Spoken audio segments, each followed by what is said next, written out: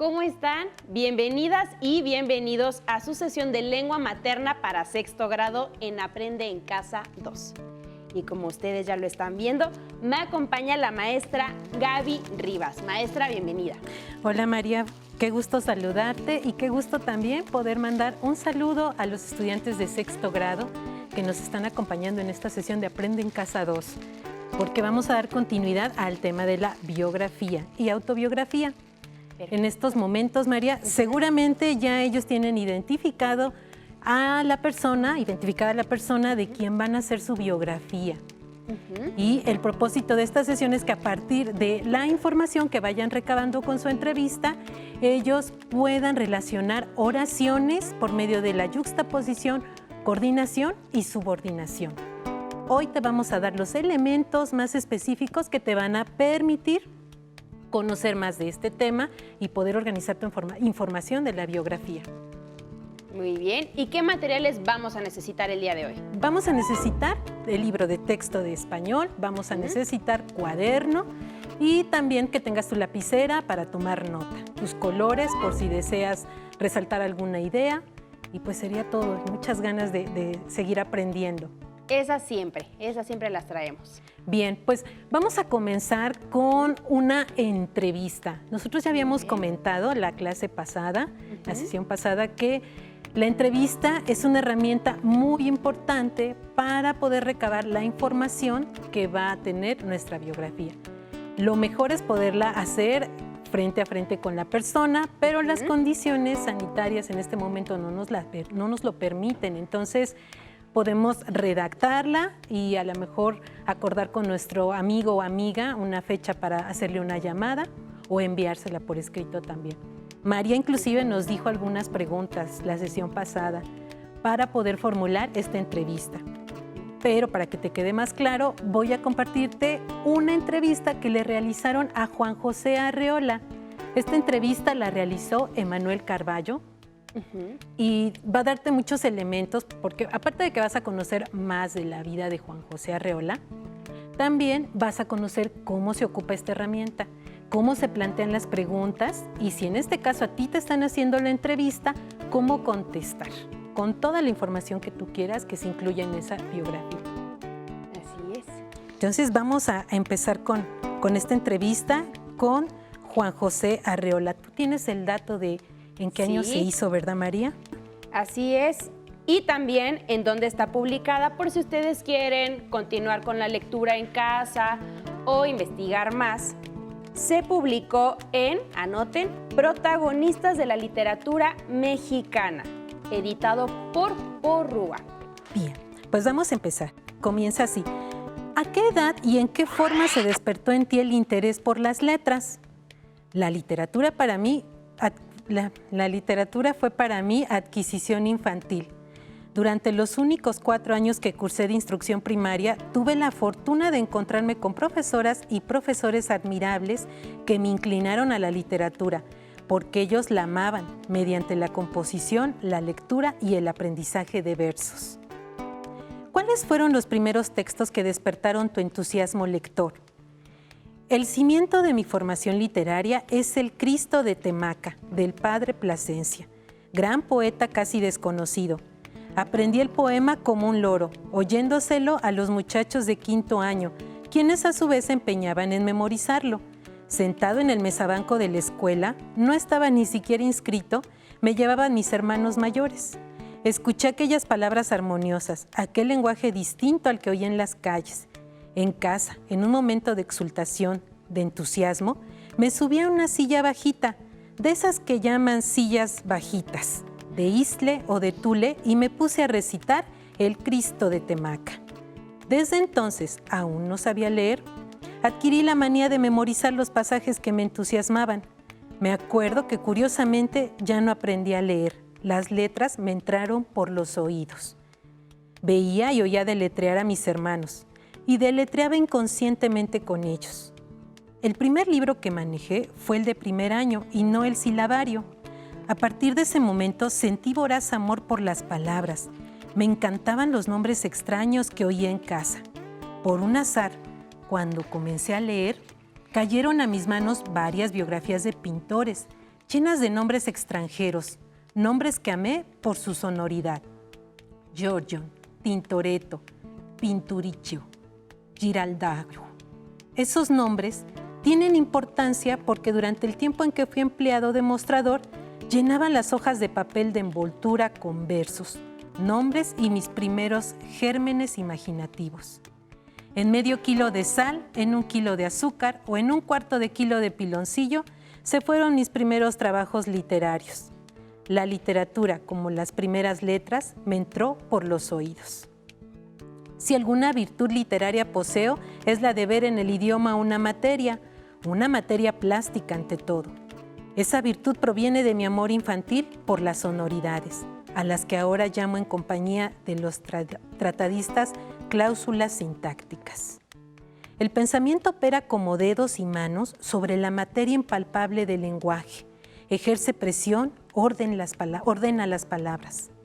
En eso estoy de acuerdo con muchos escritores que opinan que el acto de escribir consiste en violentar las palabras, ponerlas en predicamento para que expresen más de lo que expresan. El arte literario se reduce a la ordenación de las palabras. Las palabras bien acomodadas crean nuevas obligaciones y producen una significación mayor de la que tienen aisladamente si pudiéramos tomarlas como cantidades de significación y sumarlas. De allí que palabras vulgares totalmente desgastadas por el uso vuelven a relucir como nuevas. La vecindad de otras palabras, mediante un proceso de suma y resta, les devuelve su significación original o les hace decir o apuntar lo indecible.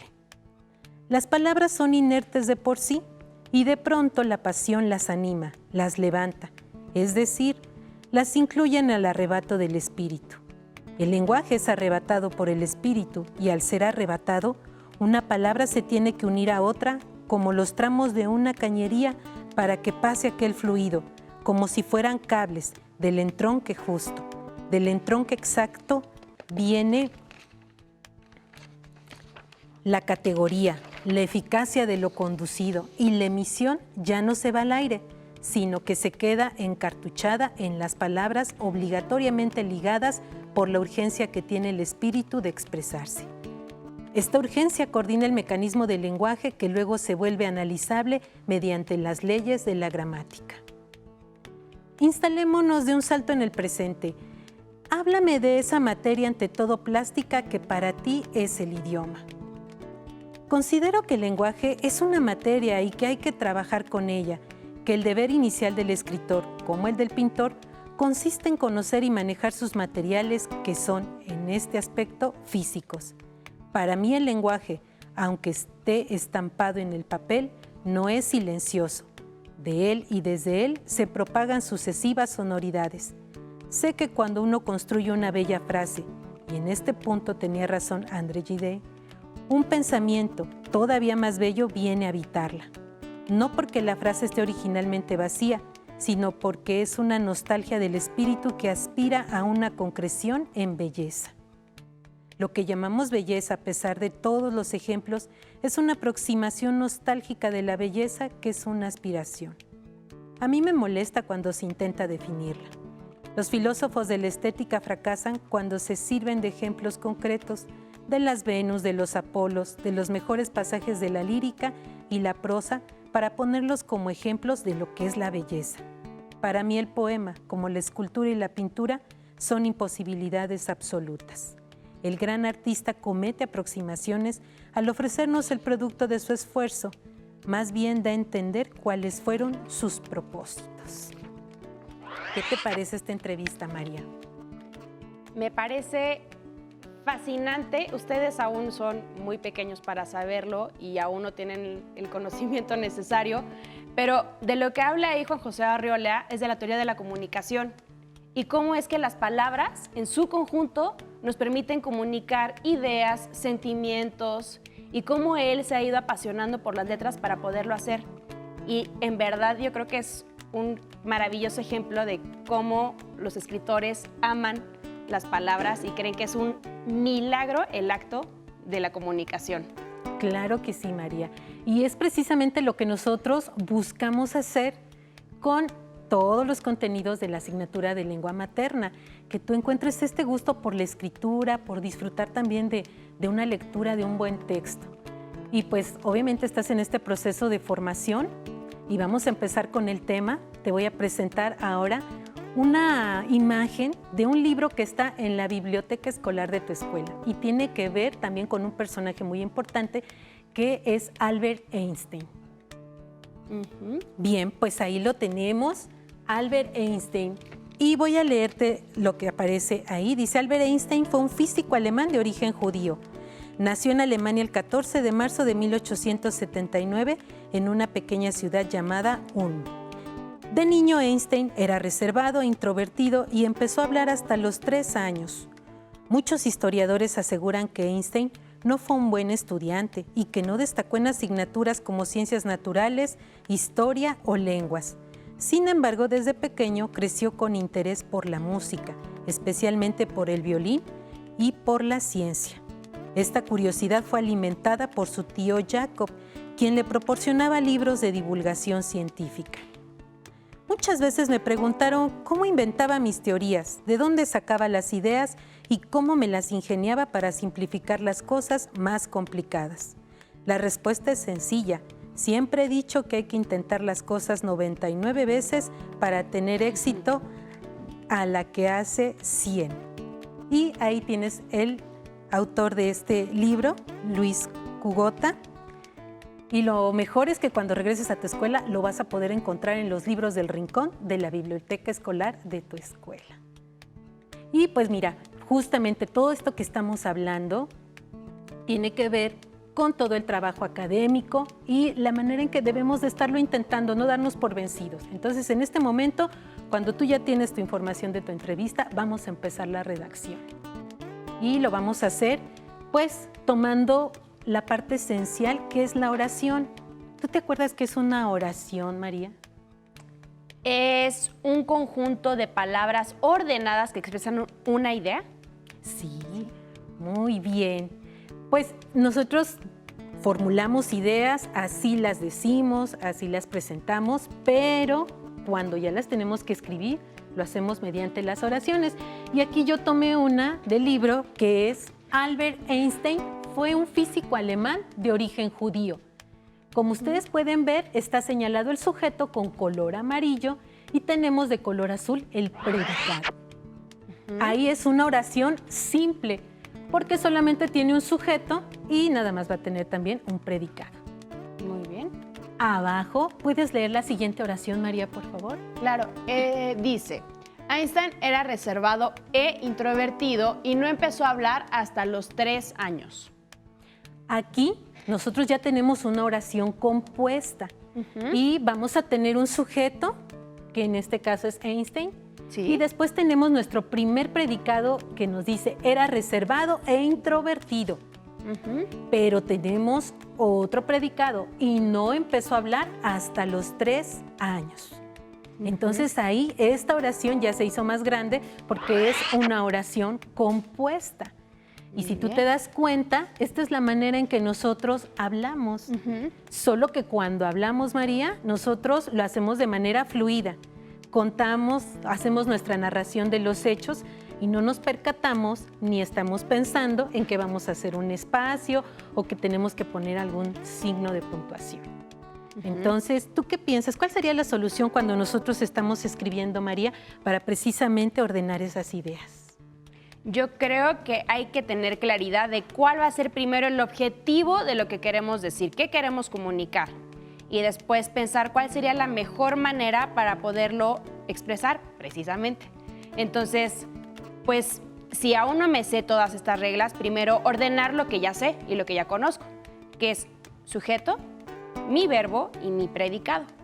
Así es. Entonces vamos a estructurar de esta manera nuestra oración. Sujeto, predicado y siempre nuestra parte esencial del predicado va a ser el verbo. Y a partir de ahí ya podemos juntar más expresiones y hacer oraciones compuestas para darle también a tu texto otro sentido y mayor claridad. Y en la página 25 de tu libro, este cuadro lo empezamos a analizar la sesión anterior. Así es. Y tenemos ahí muy claro la información sobre la forma de relacionar oraciones. Son 3 y ese día empezamos a revisar, la sesión anterior empezamos a revisar este tema y tenemos aquí la primera que es por yuxtaposición. Y nos dice, yuxtaposición es la unión de 2 o más oraciones simples en un mismo párrafo, sin que haya entre ellas ningún nexo, solo signos de puntuación. Y ahí nos dice qué signos de puntuación va a haber: coma, punto y seguido, entre otros, que están los 2 puntos también. Y tenemos el ejemplo. En el ejemplo están muy claros. Si tienes tus colores a la mano, puedes marcar en estos ejemplos los signos que están marcando, señalando las diferentes oraciones. Dice, Mario nació en Guadalajara, Jalisco, punto. Esa es una sola oración. Mario nació en Guadalajara, Jalisco. ¿Sí? Ahí nuestro predicado sería nació en Guadalajara, Jalisco y el verbo es nació. Y tenemos un punto porque va a empezar otra oración. Sus padres eran oriundos de Michoacán. Su padre nació en Janitzio. Y ahí tenemos también ya separando otros 2 puntos. Sus padres eran oriundos de Michoacán. Hay un punto. Su padre nació en Janitzio y hay otro punto. Su mamá nació en La Piedad, está también otro punto, separando la siguiente oración. Se casaron en 1996. Años después inscribieron a Mario en la primaria Emiliano Zapata. Todas las oraciones, María, están separadas ahí por puntos. ¿Sí? Entonces es muy sencillo cuando quieres relacionar las oraciones por yuxtaposición, vas a ocupar punto y seguido, punto y coma o tu punto. Y también tienes la opción de los 2 puntos, los signos que ya conoces habitualmente. Entonces, esta es una manera muy sencilla de identificarla. Tenemos la otra forma de relacionarlas, que es por coordinación. Dice, es una relación sintáctica que siempre se establece entre oraciones o palabras del mismo tipo. Verbos, adverbios, sustantivos, etc. Por ejemplo, comer y beber. Ahora o nunca. Perros y gatos.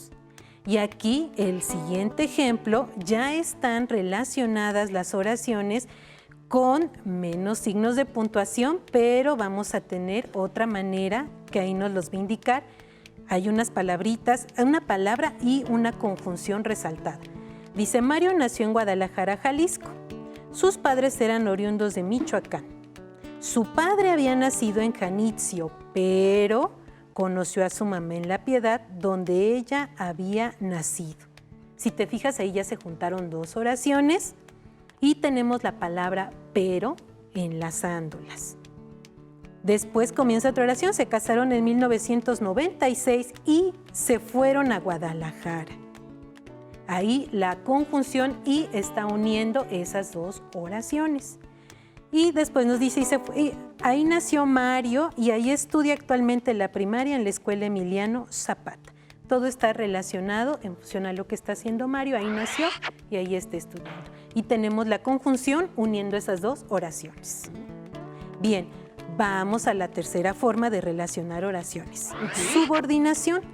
Ahí nos da el concepto, es la relación que se establece entre oraciones de distinto nivel sintáctico, unidas por conjunciones, locuciones conjuntivas, pronombres o adverbios relativos. Y tenemos también unos ejemplos donde dice, Mario nació en Guadalajara, Jalisco, sus padres eran oriundos de Michoacán. En este estado hay un lugar lleno de magia y encanto llamado Janitzio. Ahí nació su padre, aunque los viajes lo llevaron a La Piedad, donde conoció a la madre de Mario. Después se fueron a vivir a Guadalajara, lugar en que nació Mario y donde hasta la fecha estudia en la escuela Emiliano Zapata. Y esas palabras que están resaltadas en negro son las palabras que nos van a ayudar a enlazar las oraciones. Obviamente que van a ser locuciones conjuntivas, también pueden ser pronombres o adverbios relativos o las conjunciones que tú ya conoces, las más comunes. ¿Sí? Pero aquí te voy a presentar otros ejemplos para que tú veas que se pueden hacer a partir de lo que tú ya conoces o en el momento en que empieces a redactar tu biografía. Aquí tenemos oraciones unidas por yuxtaposición. ¿Me ayudas a leer el primer enunciado, María? Claro. dice, el profesor realizó su autobiografía, coma, los alumnos hicieron la suya también. Estamos uniendo ahí dos oraciones. Una es el profesor, es nuestro sujeto, y realizó su biografía. Pero también los alumnos hicieron la suya y esa comita está señalando esa acción que está realizada por los dos sujetos. Bien, tenemos ahora, redactar la biografía fue interesante, conocí más de la vida de mi abuelita. Y ahí tenemos, la primera oración es redactar la biografía fue interesante. Y se une a la otra idea, conocí más de la vida de mi abuelita. Y tenemos los dos verbos que cada uno corresponde también a los predicados, fue y conocí. Y ahora tenemos oraciones unidas por coordinación. ¿Me ayudas, María, con el primer ejemplo? Claro, pondré atención en la clase y aprenderé el tema de oraciones compuestas. Bien, igual. Tenemos ahí nuestras dos oraciones. El primer verbo es pondré y el segundo es aprenderé. ¿Sí? Y estamos uniendo con la conjunción. El siguiente ejemplo, María. Ya tengo lista mi entrevista, pero me falta acordar la hora para realizarla. También tenemos ahí nuestro primer enunciado que nos habla de que ya está lista, ya tengo lista mi entrevista. Pero aquí los está enlazando de una manera adversativa, pero está enlazando, se contrapone la idea, pero es otra oración finalmente. Pero me falta acordar la hora para realizarla. Bien. Y por último tenemos oraciones unidas por subordinación. ¿Me ayudas, María, con el primer ejemplo? Sí. Los datos que me revelaste son muy interesantes. Bien, entonces aquí también tenemos dos oraciones. La primera es los datos que me revelaste. Son muy interesantes. Son también es otro verbo y aquí la palabra que nos está sirviendo también para conectar es que también ya lo vimos en su libro de texto. Y tenemos la siguiente oración. La manera en que tomamos clases ha cambiado mucho en los últimos meses. Son dos ideas también. Una es la manera en que tomamos clases y la siguiente oración es ha cambiado. Y tenemos ahí también dos oraciones, pero una es más importante que la otra o subordina a la otra. Quizás si quitáramos la segunda parte ya no tendría tanto sentido, quitáramos la primera, tampoco ya no tendría tanto sentido esa oración compuesta. ¿Sí? Muy bien. Pues es un tema muy interesante que quizá no lo habías pensado de esta manera, pero que te va a servir cuando hagas redacciones. ¿Sí? Normalmente nosotros estamos acostumbrados a que, como nos decía María, hacemos sujeto, predicado, dentro de ese predicado tiene que estar nuestro verbo, pero va aumentando la complejidad y aparte es una habilidad que vas a desarrollar al redactar, el poder enlazar más ideas de la manera adecuada. ¿Qué te parece, María? Muy bien, muy clara esta lámina, ¿verdad? Totalmente. Ahora sí ya voy a poder apuntar en mi cuaderno muy bien la diferencia entre cada una de las formas de poder unir las oraciones. Claro, y me sirvieron mucho los ejemplos que me diste, María, y se trata de esto, que ustedes hagan sus oraciones, las revisen y puedan identificar de qué manera las están relacionando. Así es. Y tenemos unas preguntas, María. ¿Me puedes ayudar a leerlas? Claro. Por favor. La primera pregunta dice, ¿qué diferencia hay entre las oraciones simples y compuestas? Bien, pues en las oraciones simples, como lo mencionamos, van a tener un sujeto, un predicado, un verbo, su punto final. Y en las oraciones compuestas se van a relacionar más oraciones. Entonces van a existir más predicados y obviamente más verbos. Entonces ahí estamos ya juntando otras ideas. Muy bien. La segunda pregunta dice, ¿qué significa yuxtaposición? Yuxtaposición es la acción de juntar, de colocar al lado de. Entonces, cuando nosotros relacionamos oraciones por medio de la yuxtaposición, lo que estamos haciendo es colocar una oración enseguida de la otra y lo único que va ahí a marcar la separación es una coma o un punto o los signos que mencionamos, María. Muy bien. Y la tercera pregunta que mandan los alumnos es, ¿qué son las locuciones conjuntivas? ¿Me podrían dar algunos ejemplos? Sí, las locuciones conjuntivas son palabras, frases que nos van a servir para enlazar ideas. Y voy a anotar algunos ejemplos para que los puedan ver y vamos a marcar esas palabras. Por ejemplo, puede ser, puedes usar tu marcatextos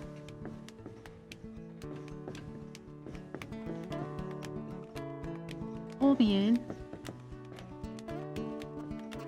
color rojo. ¿Sí? Aquí, ¿cuál crees, María, que sea la palabra que está uniendo las dos oraciones? Lo podríamos, para que pudiera quedar más claro, ¿no? Agregar el verbo usar y así nosotros ya sabemos que estamos uniendo en realidad ahí dos oraciones. Entonces ¿cierto? lo ponemos para que quede más claro. Muy bien. Usar O bien, tu marcatextos o bien usar. usar color rojo. Ujú. Perfecto. Y esta es nuestra locución conjuntiva. O bien. O bien, otro ejemplo. Sí. Juan contestó rápidamente su examen. Sin embargo, lo aprobó. Yo creo que podemos aprovechar y marcar muy bien el punto de la I en o bien, para que no haya confusión alguna de que es una I. Ok. Muy bien. Y aquí, ¿cuál crees que sea la locución conjuntiva que está enlazando las dos ideas? El punto y coma. Punto y coma. Y Ajá. también Sin embargo. esta palabra. Las Ujú. locuciones dijimos que son frases o son palabras que van a enlazar. Y aquí está Ujú. mostrando una situación a lo mejor que se contrapone, aunque contestó rápidamente, lo aprobó. ¿Sí? Ujú. Y estábamos utilizando sin embargo. Muy bien. Ese es Anoten. un ejemplo. Ujú. Y tenemos otro. Ajá. Anoten estos 3 ejemplos y señalen si pueden con otro color, resaltando varias veces, remarcando varias veces las palabras para que no se les olviden y las puedan utilizar en sus próximas redacciones.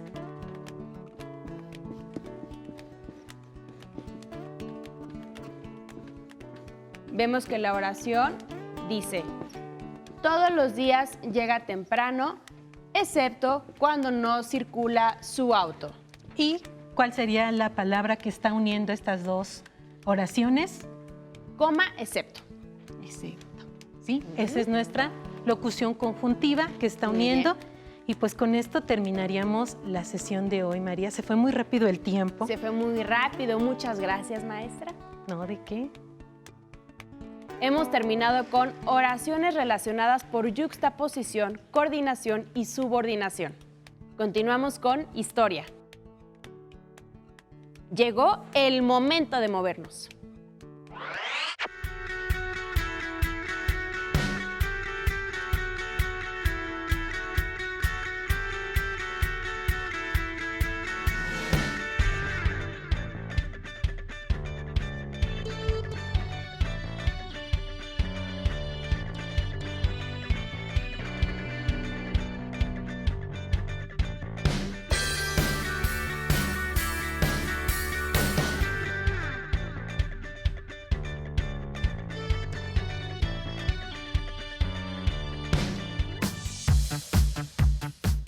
Si no tienes el libro de texto o necesitas ayuda para responder las preguntas, contáctanos.